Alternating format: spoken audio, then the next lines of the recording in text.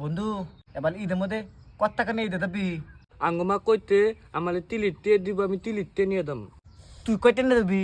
আঙ্গ মা কইতে তোলে একটা ডিম দিমু, ওই ডিম বেচে তুই ঈদ খাবি।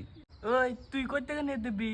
আঙ্গ মা কইছে বাবা তোমার এবার 10 টাকা দিম, তুমি 10 টাকা নিয়ে দিতে বা। হ্যাঁ তুই দর থেকে কি কি কি কি কিনবি? আমি 10 টাকা আছে না, 5 টাকা দিয়ে একটা বন্দুক কিনবো, আর 5 টাকা থাকবো, 2টা পান কিনবো 2 টাকা দিয়ে, আর 3 টাকা দিয়ে আমি একটা ডিম কিনে আয় পড়বো।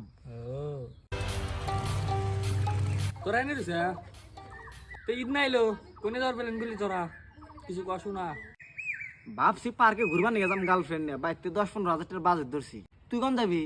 ও ভাবতেছি লং ট্রিপে যাবো, গার্লফ্রেন্ডে মেলা দিন ধরে কইতাছে লং ট্রিপে যাবো। তুই কোন যাবি? কষো না কিছু। তোরা দুজন এনে যাবি, আমি রোজার আগে ভাই ভাই যে আমি ডাইরি কই তো যাবো।